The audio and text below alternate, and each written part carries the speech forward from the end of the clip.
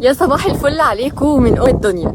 صباح الفل عليكم من النقطة الحصينة الأقوى للجيش الإسرائيلي في 73.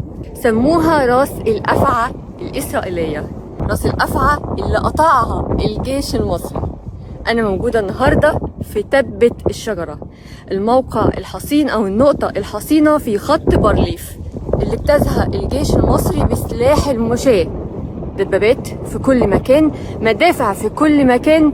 المشاة قدروا بأسلحتهم الخفيفة إنهم يدمروا النقطة الحصينة ويستولوا عليها ثالث يوم من بداية حرب 6 أكتوبر. يوم 9 أكتوبر الساعة 5 المغرب. دبة الشجرة اللي كانت شاهد على بطولات وعلى دم الشهداء المصريين، إنهم قدروا يقفوا قدام كل المعدات دي، قدام كل الدبابات دي، قدام كل حقول الألغام اللي عاملينها ومحاوطين بيها النقطة الحصينة.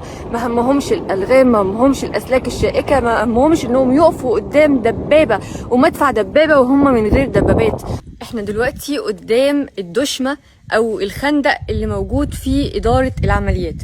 تعالوا مع بعض كده ناخد جولة جوه الخندق ونتفرج الجيش الإسرائيلي كان عايش فين هنا، وكان بيعمل ايه، وكان المكاتب بتاعته وشكل الوحدات بتاعته، كل حاجة جوه الخندق.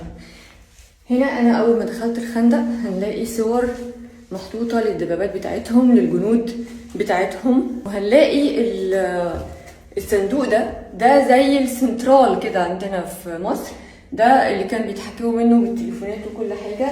وفي المكان ده مكان الهروب. هما كان عندهم قانون كده، يا النصر يا الهروب، مش زي عندنا في مصر او جيش القوات المسلحة المصرية يا النصر يا الشهادة للعزة والكرامة. لا، هما كانوا يا النصر يا الهروب. فهنلاقي اماكن كتير الهروب جوه كل خندق، هنلاقيها موجودة جوه الخنادق. هنا طبعا لوحة توليد الكهرباء، وعايزه اقول لكم ان كانوا بيحرصوا في الخنادق بتاعتهم ان هم يعملوها من ماده فولاذ بتدي درجه حراره منخفضه، تعمل ترطيب للجو. هنا غرفه الشحن، وبعد كده هنخش بقى على الغرف الاداريه كلها. هنا التحويلات، الجهاز ده كلنا اكيد شفنا مسلسل العميل 101.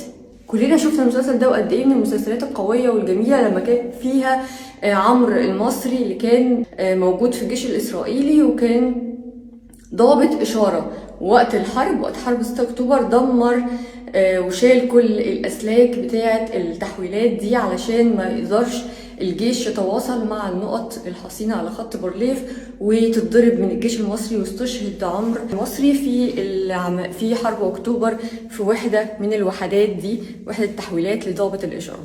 بعد كده هنخش على الممر اللي موجود فيه كل المكاتب الإدارية للقوات الإسرائيلية. هنا برضو ضابط معاونة مدفعية، وهو برضو اللي بيبلغ المدفعية. المدفعية هنا في النقط الحصينة بتبقى خلف النقطة مش أمامها، علشان يبقى في بعد ما يقدروش يضربوا بالأسلحة اليدوية يخلصوا على الدبابات عن قرب. لازم تكون بعيدة، واخدة مدى بعيد عشان تقدر تاخد الهدف بتاعها، بتكون ورا، فهو اللي بيتواصل معاهم. هنا غرفة الإدارة، وعندنا يعني كل طول ما احنا ماشيين في الخندق هنلاقي غرف للضباط، وهنلاقي هنا غرفة التخطيط. هنا كان بيتم التخطيط لكل العمليات وقت 73 وقت الحرب. يقال ان من هنا، من غرفة التخطيط دي، تم التخطيط لاغتيال الشهيد القائد عبد المنعم رياض، واللي اتسمى في يوم اغتياله يوم الشهيد.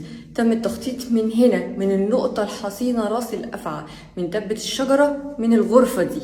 الخريطة دي بتوضح لنا خط بارليف، بتوضح لنا النقاط بتاعة خط بارليف، والنقاط اللي بتسيطر عليها تبة الشجرة.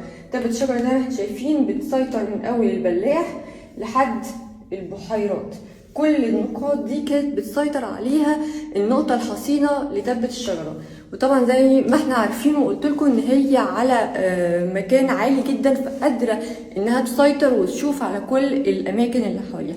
طبعا ضابط المخابرات، ولازم يكون في ضابط مخابرات جوه النقطه الحصينه عشان يلم كل المعلومات وكل الداتا اللي يقدر يوديها للجيش الإسرائيلي.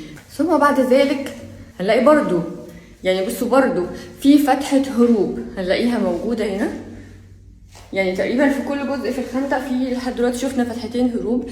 فتحة الهروب دي زي ما انتم شايفين بتطلع على فوق علشان يهرب على طول.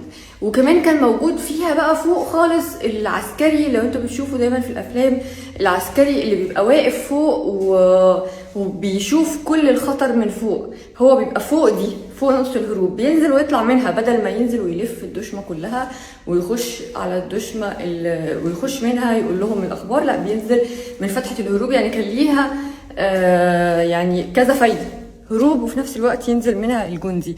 كده احنا خرجنا من الدشمة وهنروح نتفرج ونشوف بقية الدشم الموجودة، المبيت وحاجتهم وأسلحتهم والأدوات بتاعتهم اللي سابوها ومن بعد سيطرة الجيش المصري.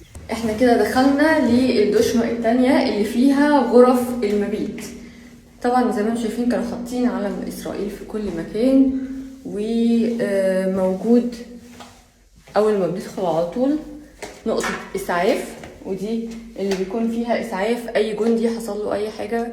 في عسكري إسرائيلي متحنط اهو من ساعتها. ودي غرف المبيت، السراير الحديد اللي هي بتبقى دورين، وفي كمان في مبيت بقى أرقام زي ما انتم شايفين، مكتوبة هي بالعبري والعربي والإنجليزي. وغرفة تحضير الطعام، المطبخ بتاعهم بكل الأدوات بتاعتهم هنا. في جوه كمان غرفة تانية لتحضير الطعام نفسه.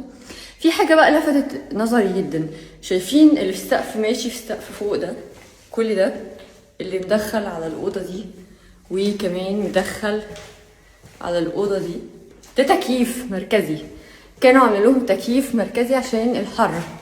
وهنلاقي هنا موجود المولد او اللي كان بيعمل التكييف او اللي كان بيشغلوا بيه التكييف اللي فيه غرف المبيت كلها.